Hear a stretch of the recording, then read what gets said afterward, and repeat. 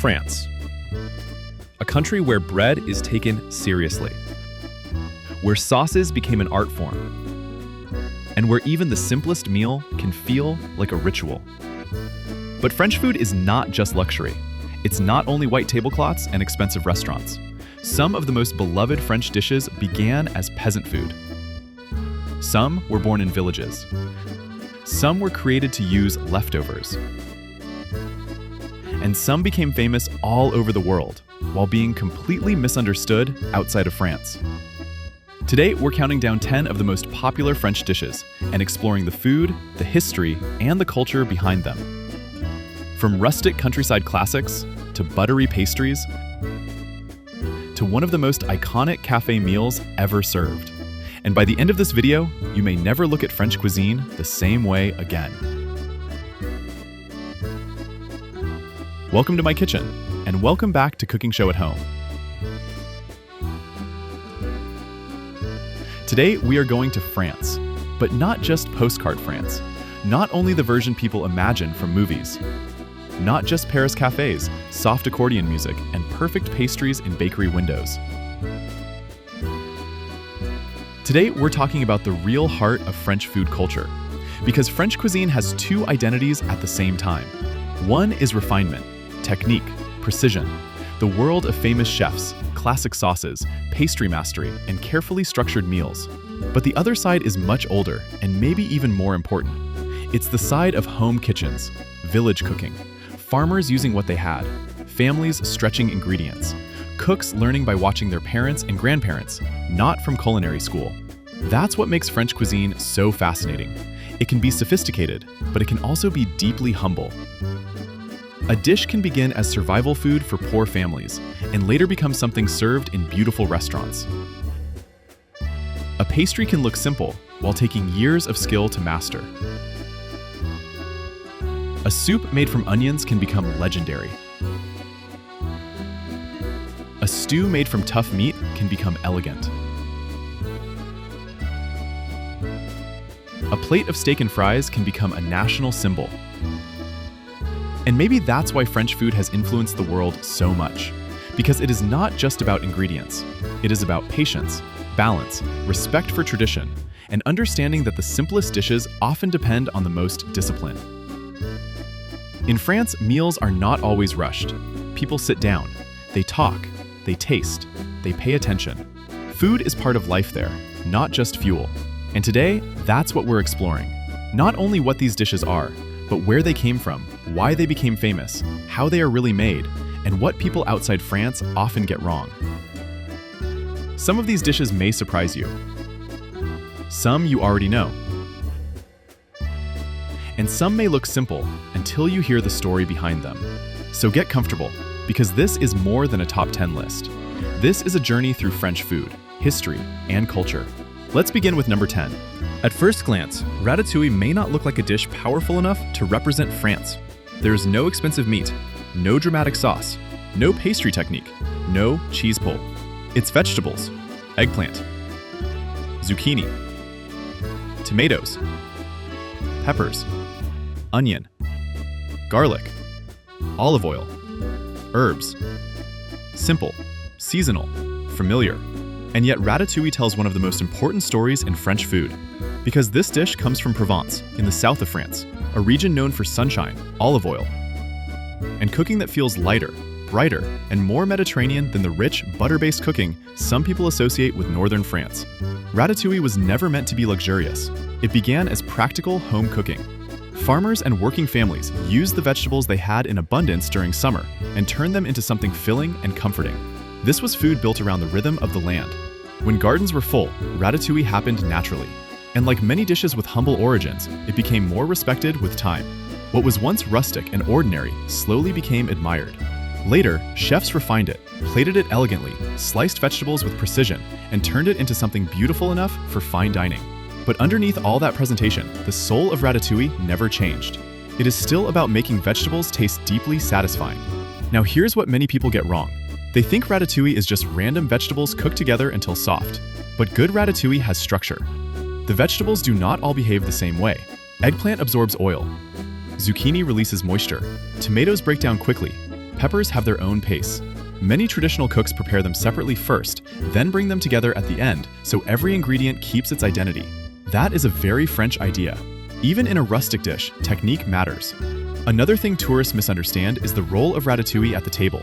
Many assume it is only a side dish, but in reality, it can be the center of a meal, served with bread, rice, or maybe some fish or roasted meat on the side. And like many stewed dishes, it often tastes even better the next day. That too feels very French. A dish that is simple, practical, and beautiful without trying too hard. Ratatouille reminds us that French cooking is not only about luxury. Sometimes it's about knowing what to do with summer vegetables, and doing it well enough that the whole world remembers. French onion soup is one of the best examples of how French cuisine can turn cheap ingredients into something unforgettable. On paper, it sounds almost too simple. Onions, broth, bread, cheese. That's all. And yet, when it's done properly, it becomes one of the most comforting and dramatic soups in the world. The key to onion soup is not complexity, it is patience. Because the real flavor does not come from adding more and more ingredients. It comes from letting onions change slowly over time. At first, onions are sharp. Then they soften. Then they sweeten. Then they deepen. Then they become dark, rich, and almost jam-like. That transformation is the heart of the dish. And historically, this makes sense. Onions were never luxury ingredients. They were common, affordable, easy to store, and available to ordinary people. So onion soup has roots in practical, everyday cooking.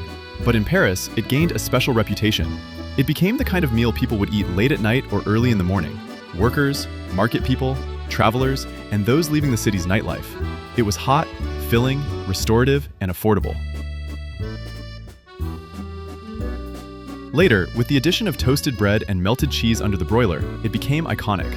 What makes it so satisfying is the layering of textures and flavors. The broth is deep and savory. The onions are sweet and rich. The bread softens but still gives body. And the cheese adds salt, aroma, and that golden bubbling crust people love. Now, let's talk about what people get wrong. The biggest mistake is rushing the onions. A lot of people cook them for a few minutes, see some color, and move on. But proper French onion soup cannot be rushed. If the onions don't develop slowly, the soup never gains that depth that makes it memorable. Another mistake is making it too heavy or too salty. Authentic French onion soup should feel rounded and balanced, not harsh. And one more thing, many people think the cheese is the star. It isn't. It's important, yes, but the onions carry the dish. If they were cooked with care, the soup works. If not, no amount of cheese can save it. That is one of the great lessons of French cooking. The simplest ingredients can become extraordinary, but only if you give them time. If there is one dish that captures the romance of slow French cooking, it may be Boeuf Bourguignon. A rich beef stew braised in red wine, developed slowly over hours, layered with aromatics, vegetables, and deep, savory flavor. But despite its reputation today, this was not born as luxury food. It comes from Burgundy, one of the great wine regions of France, and originally, it was a very practical dish. Tough cuts of beef needed long cooking. Wine was locally available, so cooks combined them and discovered that time could transform both. That is the brilliance of Boeuf Bourguignon. The meat begins tough, the wine begins sharp, the vegetables seem ordinary, and then slow cooking changes everything. The beef becomes tender, the sauce becomes silky and deep, the wine loses its roughness and becomes part of the soul of the dish. This is French technique at its best, not doing something flashy, but transforming ingredients through patience and control. One reason this dish became so famous internationally is that it perfectly fits the world's image of French comfort food. It feels rustic and elegant at the same time. It belongs equally to countryside tradition and classic cookbooks. And yes, outside France, one of the people who helped make it famous was Julia Child, who introduced many English-speaking home cooks to French classics and showed that these dishes were not impossible, just detailed. Now, what do tourists get wrong? First, they think Boeuf Bourguignon is just any beef stew with wine added. Not quite. A proper version is more layered than that. The browning matters, the sauce matters, the balance matters. The wine is not there just to be noticed. It must become integrated. Second, some people use very poor wine. You do not need an expensive bottle, but you do need something drinkable. The idea is simple. Bad wine does not become noble just because it cooked for 2 hours. Third, People expect it to be fancy looking. It usually isn't. It's dark, rich, rustic, and heavy with comfort. It is not a dish that relies on bright colors or modern presentation.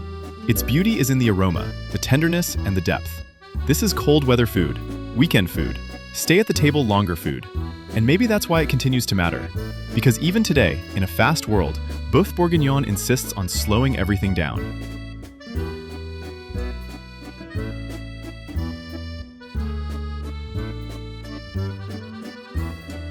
Coq au vin is one of those dishes whose name immediately sounds elegant, but its origins are practical, earthy, and deeply rural. The name means rooster in wine, and that detail matters because the original dish was not made with a tender, supermarket-style chicken. It was made with an older rooster, an animal that was tough, lean, and impossible to cook quickly. So what did French cooks do? They braised it, slowly, carefully, with wine, stock, aromatics, and thyme. And once again, a dish of necessity became a classic.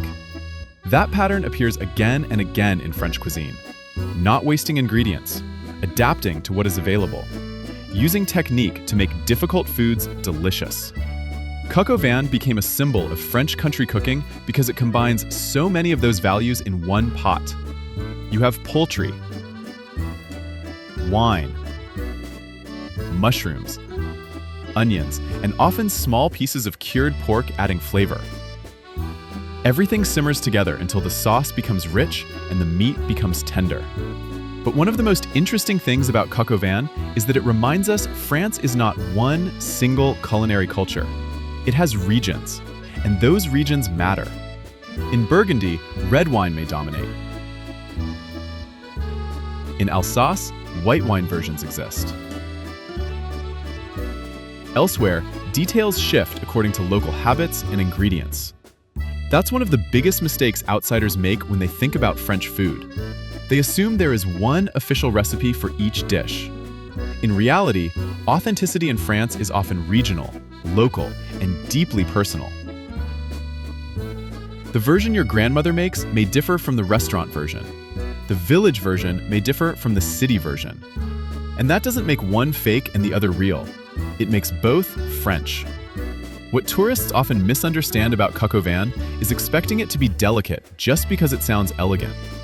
In truth, it is robust, savory, and rustic. It belongs to old kitchens, not just polished dining rooms. Another mistake is letting the wine dominate too aggressively. The goal is not to make the sauce taste raw or harsh. The wine must mellow and become part of the whole.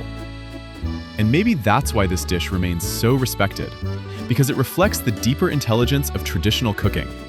Take something tough, take something ordinary, give it time, and serve something beautiful.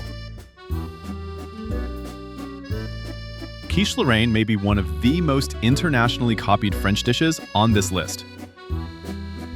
And that is exactly why the authentic version is so often misunderstood. Today, many people hear the word quiche and imagine a loaded savory pie, filled with everything from spinach and cheddar to salmon, tomatoes, mushrooms, and whatever else is in the refrigerator. But true quiche Lorraine is more restrained. It comes from the Lorraine region in northeastern France, and its classic identity is based on a custard filling of eggs and cream, usually with bacon or lardon, inside a pastry shell. Simple, balanced, controlled. And here's something many people don't know. The earliest versions were not necessarily cheese-heavy the way modern international versions often are. That tells us something important about French food. It often values proportion more than abundance. In other words, more ingredients do not automatically mean better food. Sometimes the French genius is knowing when to stop. Quiche Lorraine began as practical home cooking. Eggs, dairy, pork, and pastry were accessible ingredients, and together they created a dish that was satisfying, portable, and adaptable to everyday life. It could be lunch, dinner, picnic food, or something served at room temperature with a salad. But as it spread around the world, many people changed its character. It became denser, heavier, overloaded, and in some cases, almost unrecognizable. What tourists often get wrong is assuming quiche should be packed with fillings until it barely holds together. But a proper quiche should be elegant in texture. The custard should be soft and creamy, just set. The crust should support it, not disappear into sogginess. Every bite should feel light enough to keep going. Another common mistake is overbaking it. That turns the filling rubbery and takes away the tenderness that defines the dish. Quiche Lorraine may not be the loudest dish on this list, but it represents something deeply French: restraint, balance, and the confidence to let a few ingredients do enough. Escargot may be one of the most stereotypical French food images in the world. Mention French cuisine, and somebody will eventually say, snails. And for many tourists, escargots become a kind of test, a dare, a story to tell later. But that reaction misses most of what makes the dish meaningful. Snails have been eaten since ancient times, including in Roman cooking. France did not invent the idea from nothing. What French cuisine did was refine the experience and turn it into something memorable. Especially with the classic combination of garlic butter, parsley, herbs, and careful serving. And that's the key point. Escargots are not famous because the snail itself has some huge dramatic flavor. They are famous because of preparation, texture, aroma, and ritual. The butter is a big part of the pleasure. The garlic is a big part of the pleasure. The herbs are a big part of the pleasure. Even the shell, the special tongs, and the tiny fork become part of the experience. It is a dish built around dining as ritual, and that is very French. Because French food culture often turns the act of eating into something more deliberate, more social, and more memorable. What tourists get wrong is focusing only on the strangeness. They ask, what does snail taste like? But the more interesting question is, what does the whole dish taste like? A soft, mild bite. Bread dipped into the shell afterward. That is what people remember. Another mistake is treating escargot as a joke rather than a legitimate culinary tradition. But in France, this is not about trying to shock anyone. It is about using ingredients thoughtfully and presenting them with care. Escargots also say something else important about French cuisine. It does not always separate humble ingredients from refined dining. Sometimes it joins them.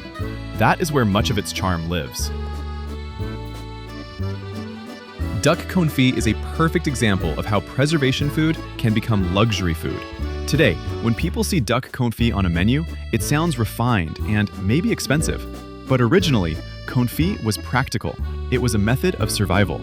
Before refrigeration, cooks needed ways to preserve meat for longer periods.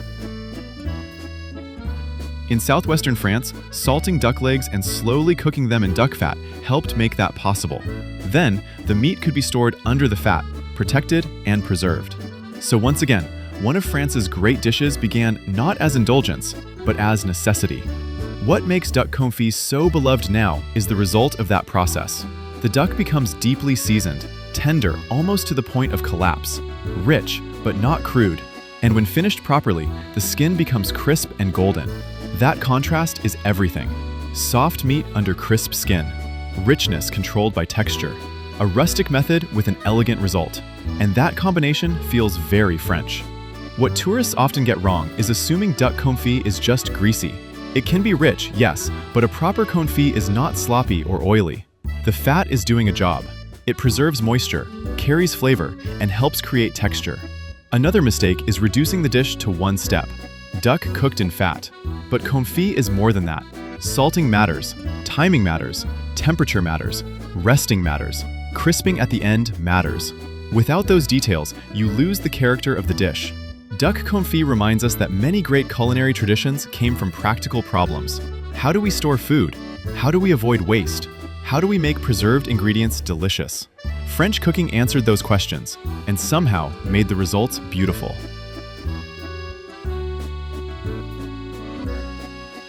The croissant may be the most internationally recognized French food on this list. And yet, like many famous foods, the story is more complicated than people think. The croissant's deeper ancestry is often linked to Austrian pastry traditions, particularly the Kipferl. So no, the croissant did not simply appear in France out of nowhere. But what France did with it changed everything.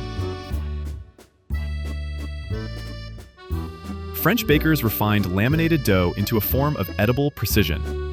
Layer after layer of dough and butter, folded carefully, rested, shaped, proofed, and baked until the pastry becomes crisp airy and fragile in the best possible way.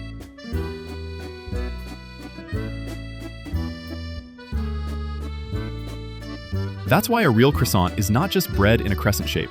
It is technique, discipline, timing, temperature control, experience. A great croissant looks easy only after someone has done something very difficult. And that may be one of the most French ideas in food. Make mastery look effortless. What tourists often get wrong is buying an average croissant and assuming that is what all the excitement is about. But the difference between an ordinary croissant and a truly excellent one is enormous. A bad croissant can be heavy, doughy, dry, greasy, or flat. A great croissant is something else entirely. It has a delicate shell, visible layers, a light interior honeycomb, a buttery aroma without feeling greasy, a balance between crispness and softness. And culturally, the croissant matters because it is not reserved for grand occasions. It belongs to everyday life. Breakfast, bakery visits, quick coffee stops, morning routines. That combination of technical difficulty and everyday normality is what makes it so powerful. The French don't only care about special meals, they care about daily standards. And when daily standards are high, even breakfast becomes an art form. Crêpes are one of the most versatile and beloved foods in France. At the most basic level, they are made from a very simple batter, usually flour, eggs, milk, and a little butter. But simplicity can be deceptive, because crêpes are not just one thing. They can be sweet. They can be savory. They can be street food. They can be home food. They can be festive. They can be casual.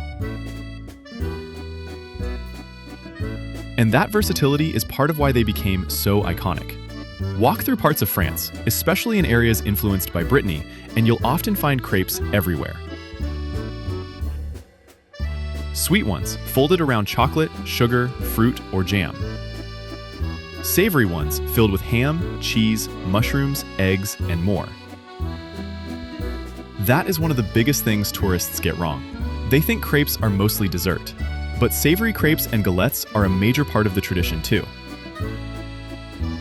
Crêpes also carry a cultural ritual beyond everyday eating. France has La Chandeleur, a holiday closely associated with making crêpes. Over time, they became linked not just to food, but to family tradition, luck, and shared memory. And once again, we see a classic French theme. Simple ingredients, but skill-dependent results. Because a good crêpe still demands control. The batter has to be right, the pan temperature has to be right, the spreading has to be quick and confident. The texture has to stay tender, not thick and rubbery. What seems easy is often not easy at all. And maybe that is why crêpes are so loved. They feel approachable, but still reward experience. They belong equally to home kitchens and street stands, which gives them a special charm. They are democratic food, popular, flexible, affordable, and still undeniably French.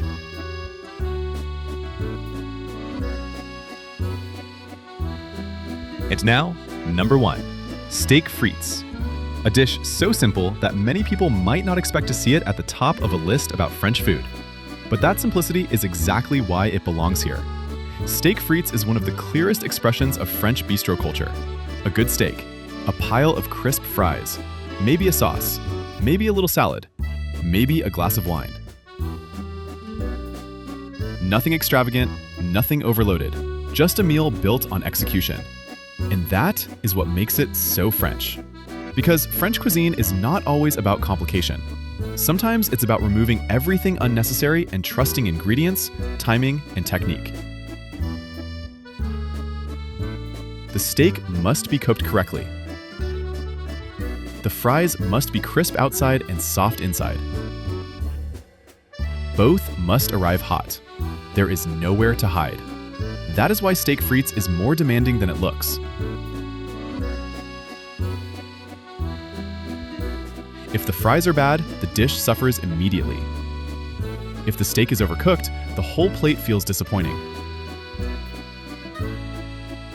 But when it works, it feels complete. And that completeness is a big reason it became such a staple in cafes, brasseries, and bistros. It is satisfying, social, and dependable. It is the kind of dish people order not because it is trendy, but because it delivers.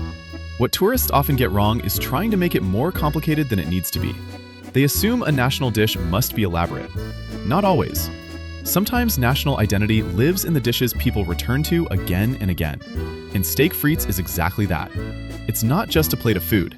It's a statement of confidence.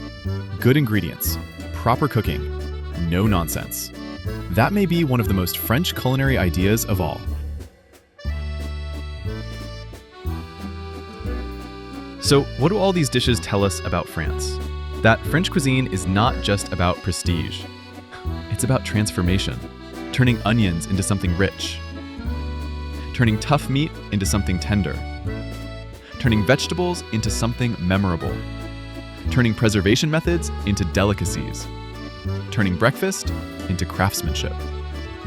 And maybe most importantly, turning meals into moments that matter. French food culture values patience. It values place. It values regional identity. It values the idea that eating should involve attention. Not every meal needs to be expensive. Not every dish needs to be complicated. But every dish should be treated with respect. That is the deeper lesson behind French cuisine. Not perfection for show, care for the sake of experience. And that is why these dishes continue to influence the world. Because even when they are copied, adapted, simplified, or misunderstood, the original idea behind them remains powerful. Take simple ingredients, take time, take technique, and make people remember the meal. And if you enjoyed this video, please like and subscribe. It really helps support the channel. Thanks for watching, and I'll see you in the next episode.